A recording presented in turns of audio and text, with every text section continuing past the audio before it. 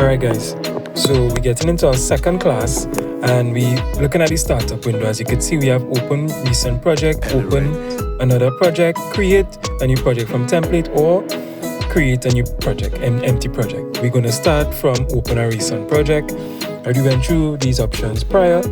Okay, again we are in Logic Pro X, and as you could see, based on where we left off, just how we saved our project is how it is presently. Right, we have our instrument tracks, we have our audio tracks, everything is named accordingly. All right, and we're looking at the inspector window here. Now we're going to start pulling up the instrument. So for our bass, we're going to pull from the EXS24 sampler. All right, and when we do that, we're going to go in and just check out a few of the bass options, and we're looking for electric bass. All right, so let's just go. You can see different features that exist, and you could spend time and go more into the instrument. All right, but we're going to actually look for the musical instrument of choice within the software instrument, and we're going to choose the Liverpool bass. All right, just take a look. You have the other options there, but let's go to the Liverpool bass.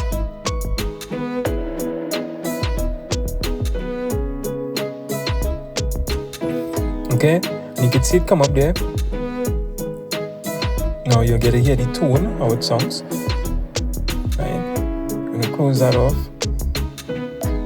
Now let's go to the drum section. Now as we did that, what is important, let us save as we progress. Remember, in the last class, we said that Command and S is the shortcut to save. Alright? So you save and then we move on thereafter. Now we spoke about this prior. We're going to name this as class tutorial 2, MPAE class tutorial 2, and we said that you can choose package or folder. Now if you choose package, if you look at the session where I just highlighted the MPAE class tutorial 1, that is what the package looks like. It contains all the information inside there. But when you choose a folder, as you can see, we have an audio files folder, and by the time we bounce out the project or export the project from Logic, you'll see a bounces folder. The folder gives you an option to have subfolders therein, so you can actually come into your session and choose what it is you want to access without having to go into the package itself.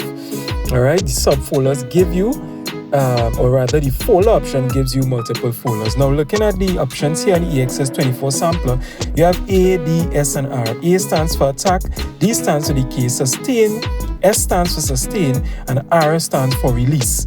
All right, and these all impact on how your instrument responds as you play it going forward. Yeah. All right, so now having done that, we are looking to go into the Ultra Beat.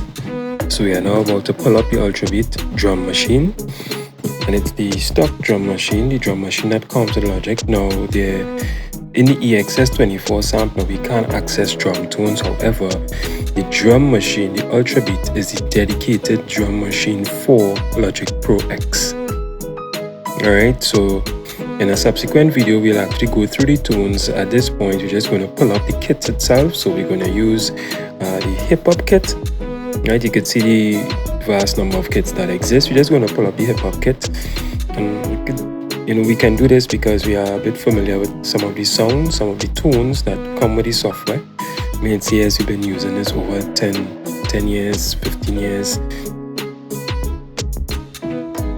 Alright, and you can go through and look at some of the other additional features that come along with the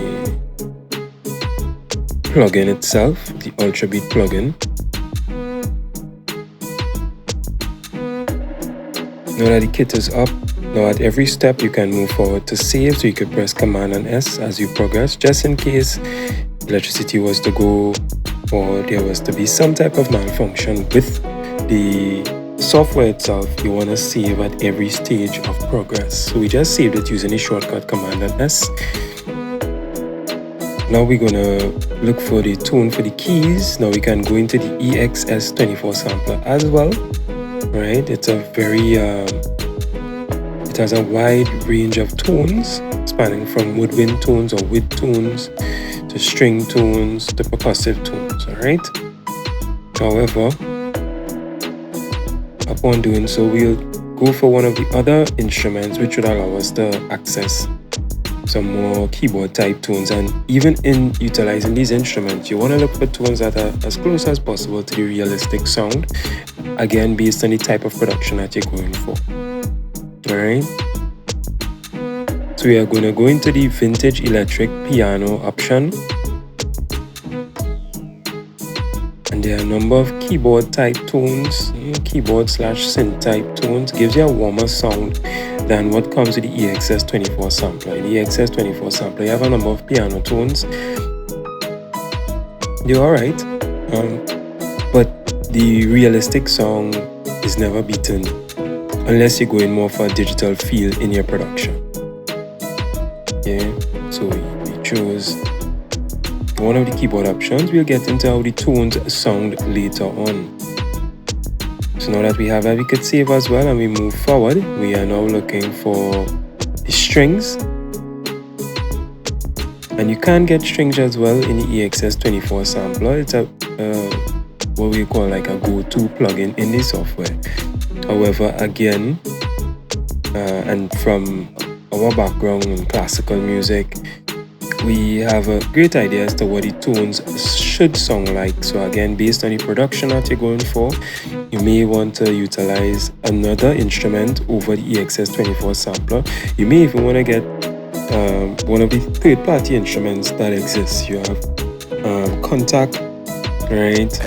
You have Omnisphere. You have a number of other instruments that give you tones that sound a bit better than some of the stock tones which come with the software. However, it's good as a startup for those of you who are just getting into it. So we just pull up the ES2 synthesizer, and inside there's a feature, an instrument called trance strings. That's what we're going to use.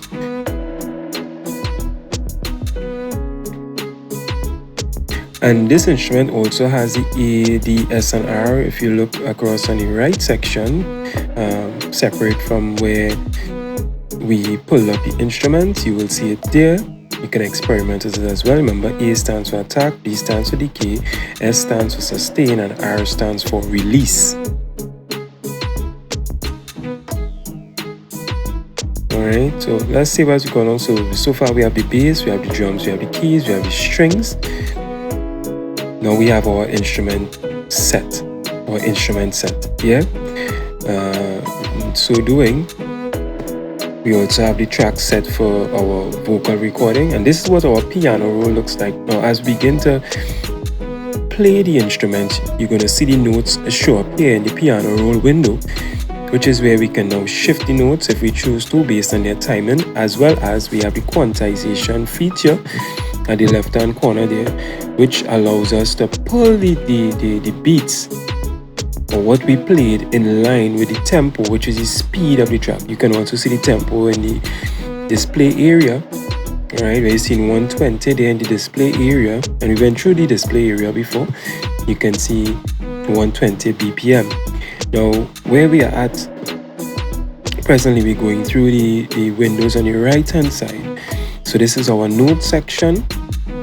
Alright, and we could put notes in relation to the project or notes in relation to the track selected within the project. Then you have your loop section. Alright, this is where you could pull loops from within Logic. And you have your audio bin, which allows you to see the audio files within the project. Then you are able to access audio files on the computer. And again, based on your production, you can decide which you like to access and what you like to do going forward. Meet us in video 3.